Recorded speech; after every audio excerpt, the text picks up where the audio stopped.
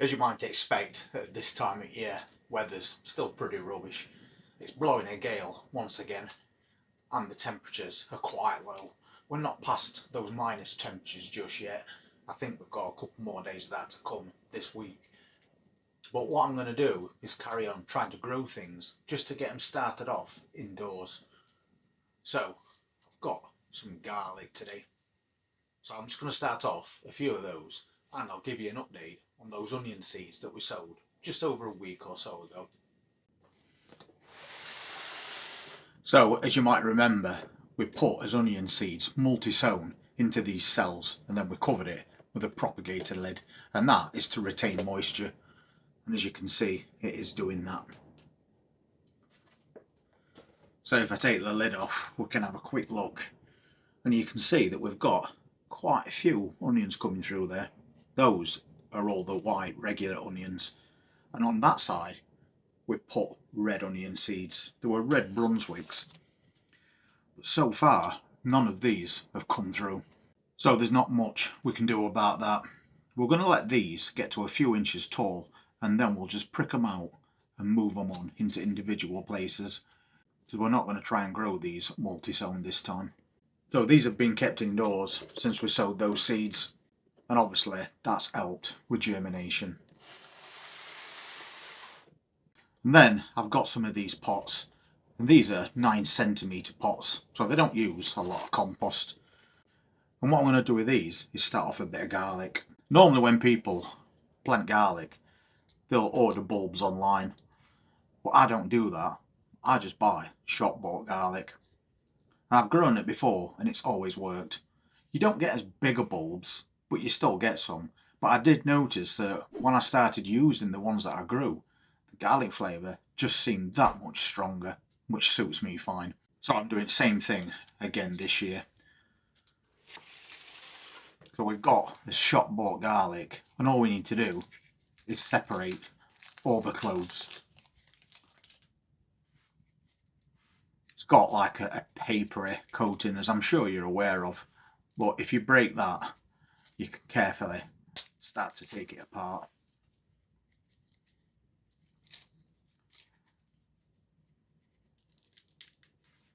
Sometimes they're not as easy as you think, and what we're looking for is the biggest cloves amongst this. And then you can see we've got quite a decent sized clove there, so we'll just keep breaking that apart and then sort out the biggest. But again, pretty good size one.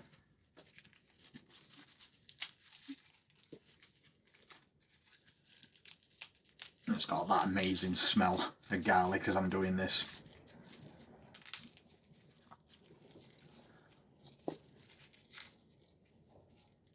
That is the biggest out at bunch. A really good size, so we're definitely using that one. You always end up with these little skinny ones, but they can just go in fridge and we'll use them in cooking. But next to it, a pretty good size one again. I only need 4 of these. We can always plant more later if needs be. And that's pretty much it. So a quick clear up and we'll get job done. So now we've got all these individual cloves, I'll just separate the biggest ones. So we've got that one, that's the biggest one that we saw. So we've got plenty to put back in fridge. Basically all we need to do with these is push them in compost, but you need to make sure of which side you do it. That is your root side, and you'll see these little pointy tips on top, like that. That is the top of your garlic. So always make sure you put them in the right way, just like you would onion sets. And what we need to be doing is just pushing them in the centre of those pots. And what I do is I'll push them down so they're about an inch deep, like that. So just up to end of my fingernail, and then we just cover them. And it's as simple as that. Once again, root side, top side, So we'll get that straight in, we'll push it down deep, and then we'll cover it back over. So when you fill these pots up, don't compact that compost down. It'll make it harder to get those bulbs in. And they're not staying in these pots either. So one last time, that's your root side, and that is the top. So easy job, straight in, press it down, cover it up. And then we've got his last one. And planting garlic is as easy as that. And I've got this spare propagator lid as well, which is going to come in really useful because I can bottom water if I want to. This compost is quite damp because it's been outside, so I don't need to water it at the moment.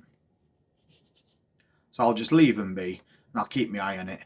And if it starts to dry out a little bit, I'll just add a little bit of water. You don't need to bother about adding feed to this either, not at this stage. This compost has already got nutrition in it, and it's got plenty in there to get these started. So keep that somewhere out at frost, preferably indoors like this, and get them underway. And what you'll notice is little green shoots starting to come out at tops of those pots, and that's the start of it. And once they reach about that long, just a few inches, they should have accumulated quite a strong root system below. So then we'll take them out of those pots and we'll move them on. And we can keep doing that until the weather's fit enough to put them outside where we want to grow them permanent. So there you go, a quick update today.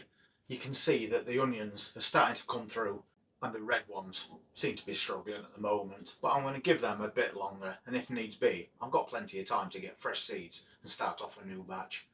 And we've got 4 pots of garlic on its way and a little bit to pop back in fridge as well. So although at this time of year it's too cold to be trying to do anything outside, you can quite easily start things off indoors, and they'll germinate but they'll grow slow. So you can just keep moving them on into larger pots if you need to. But once again, for the moment, stick to cold hardy things. Don't even think about starting tomatoes and cucumbers. I've heard people do it in the past, and you'll end up with massive plants that will become leggy because there's not enough daylight, and then you're going to have to start all over again anyway. So keep that for later on, and we'll concentrate on the things that we're doing over the next few weeks. And if you want to see what else we're going to be doing as we eagerly approach spring, then please hit that subscribe button, press that notifications bell, and I'll see you on the next one. Take care.